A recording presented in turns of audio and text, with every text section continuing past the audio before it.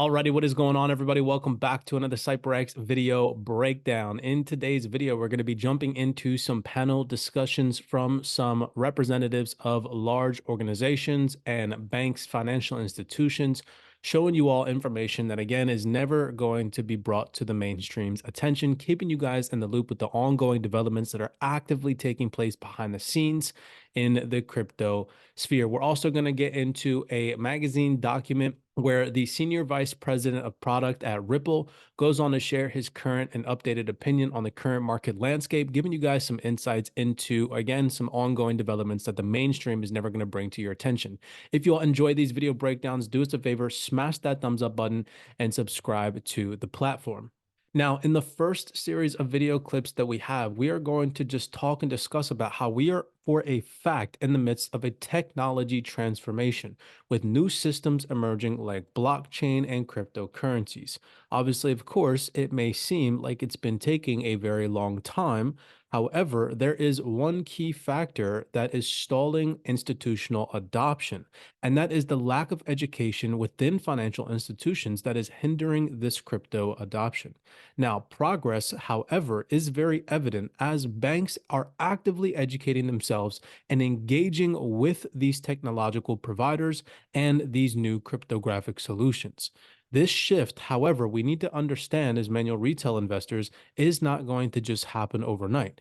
However, the most recent uptick in financial institution interest is showing signs of promising momentum. Take a second and listen to these representatives confirm exactly what it is that I just mentioned to you all, and particularly paying attention to what this gentleman says, that crypto is not going anywhere over the next 10 years and that it is not a bubble. And in my personal opinion, I completely agree. Give or take some retracements, if we see any type of large exchanges go down or any type of large projects go bust, that is obviously, of course, healthy for this market in the long term as a whole. But in the overall long term perspective, I have a firm belief that this market, at the end of the day, in 5, 10 years from now, will look like a hockey stick as large financial institutions and mass adoption really kicks in. Take a second and listen. Today, the great things we have to know, especially for the banking systems, is to learn. You have to learn a lot about this technology. You have to onboard on your board people, they know the technology. You have to make some course for your client relation people, because it's not so easy to understand it, and it's a part of the internet revolution. The blockchain didn't stop tomorrow. We can say this blockchain is better than another one, this one is a scam or that, but the real thing, it's a part of the web revolution, and we cannot working without. They are not here to stop in 10 years, it's not a bubble. They are not here to stop in 10 years, it's not a bubble. But you have to understand that. Looking at these various obstacles, I'm going to turn to you here, because sales is all about dealing with objections and obstacles, isn't it? So tell us a little bit about what you feel the main institutional obstacles that sort of slow adoption down being. The feedback we've had the most has been, we just don't know enough about crypto. And I think the feedback we've had the most has been, we just don't know enough about crypto. And I think... Now, the second series of video clips we're going to get into, we know that in most recent years, most banks and financial institutions shun cryptocurrencies, turning a blind eye to it. But now they are, for a fact, recognizing its potential while at the same time attempting to keep up with client demands.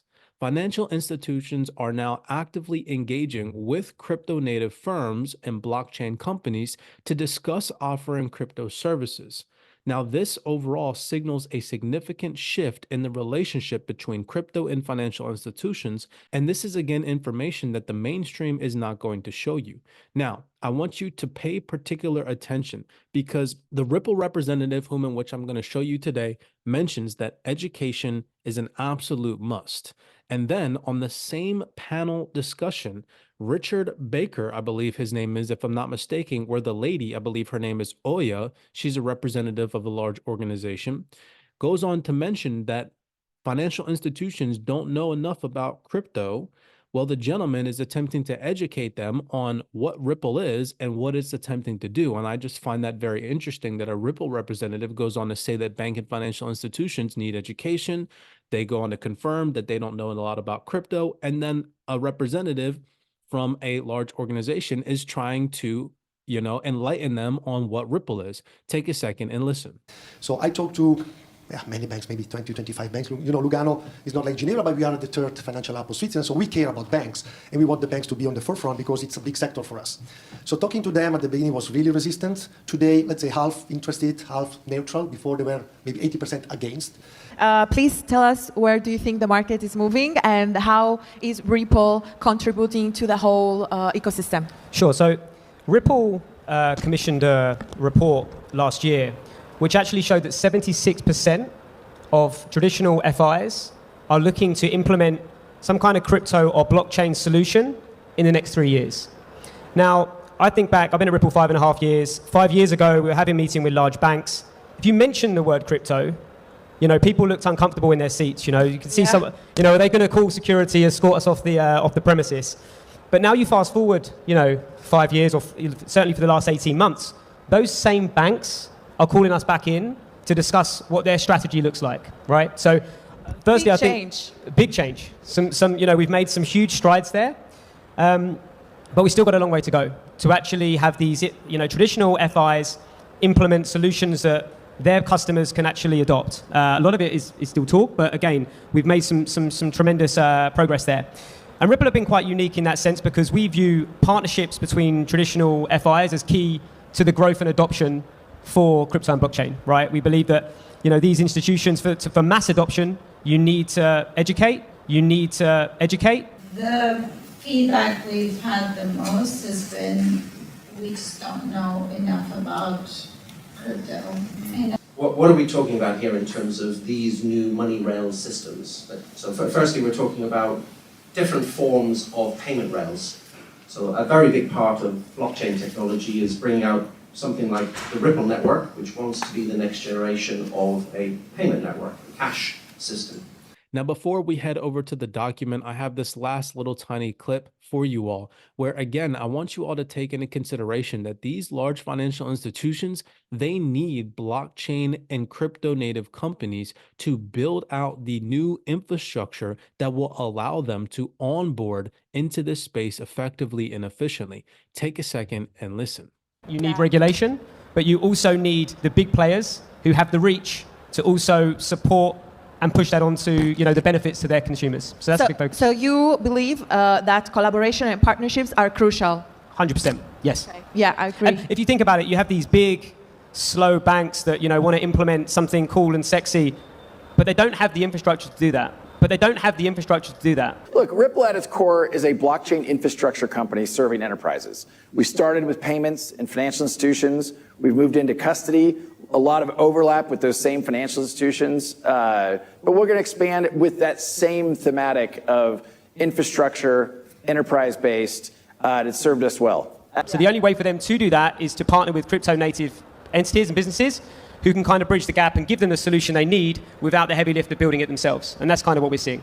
I find that very interesting that in 2024 at Davos, Brad Garlinghouse was very keen on mentioning that Ripple is an infrastructure provider. Again, take that into consideration moving forward. Now, let's take a second and let's go over and read some of the insights from this PDF from this Ripple representative. So as always, trying to bring you guys the realest information, I found this very insightful and it links up with literally everything that I've gone over so far in today's video breakdown. If you've enjoyed these video clips, again, giving you all insights that the mainstream is never going to show you in relation to crypto and the ongoing developments behind the scenes, that all the things that are happening in the works behind the mainstream media's perspective that's being pumped out to the masses is actually really bullish long-term for the digital asset space. Do us a favor, smash that thumbs up button and subscribe. So here we have a document.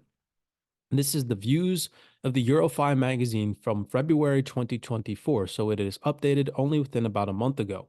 And if we go ahead and we hit Command F and we type in Ripple, well, we can see here that a Ripple representative, Adrian, I'm not going to butcher his last name, T, Senior Vice President of Ripple, goes on to give his perspective on the current market landscape. So I'm just going to read this for you guys. Again, none of this is financial advice, but it just backs exactly what I just showed you all, not only in the form of panel discussions, but now also from a Ripple representative giving his perspective on the current market landscape. This is mind-blowing information. This is all stuff that the mainstream isn't going to show you. Remember that researchers like myself and other individuals on the internet that actually provide real valued research have been telling you guys that we are eventually going to enter into an era of utility where this whole entire speculative investing cycle, obviously, of course, it will still exist to some extent, but it will slowly start to fade into the background. And these digital assets that provide real world utility will be utilized in the future moving forward. So check this out. It says, the world of finance is undergoing a radical transformation. Let me go ahead and let's make this smaller for you guys so you can see a little bit better. With 80% of global finance leaders due to adopt crypto in the next 3 years. Take that into consideration that, again, this is from February 2024. So that brings us up into 2025, 26, 27, which is a time frame I've been keenly interested on paying attention to. I know that a lot of people don't want to hear that, but again, zoom out and have that long-term perspective when investing in this nascent asset class. Far from signaling a crypto winter, the industry is now poised for a seismic shift in interest from traditional financial players. If the debut of the Bitcoin ETF is anything to go by, where 4.6 billion exchange hands on the first day, then crypto is on the cusp of a new era in financial services.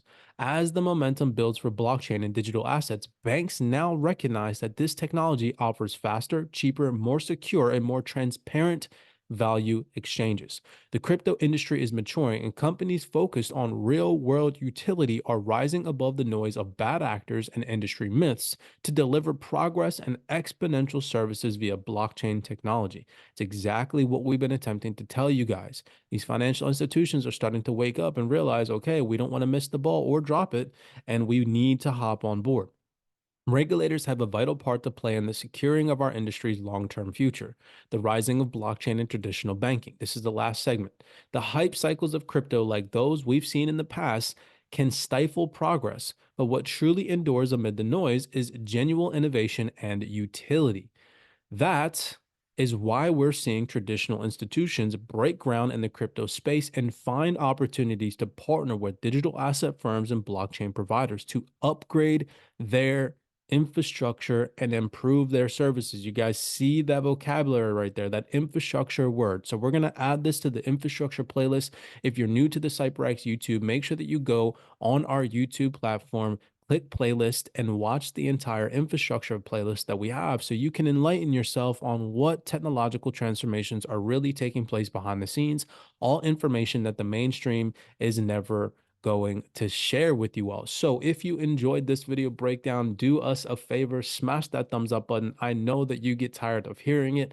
Personally, I get tired of saying it, but it does truly help boost the YouTube algorithm. Remember, the vast amount of this information is suppressed to the masses. So when you smash that thumbs up button, it helps boost these video breakdowns out to more like-minded individuals like yourselves that actually care about what is happening behind the scenes. And then if you wouldn't mind also doing us a favor, if you're not subscribed, consider subscribing to the platform. We do appreciate the love and the support. With that being said, as always, many blessings to you guys. I'm not telling you all to go out there and buy shares of Ripple. I'm not telling you guys to go out there and buy the digital asset XRP. What I am asking that you all do is you dig a little bit deeper and you see that the vast majority of the video clips that I just shared with you all today have less than 200 views on YouTube, right? So I'm attempting to bring this information to light, and this video alone will probably only get 2,000 to 4,000 views. So the least that you could do is do us a favor. Again, smash that thumbs up button, subscribe to the platform. We do appreciate it, and I will see you guys in the next video breakdown.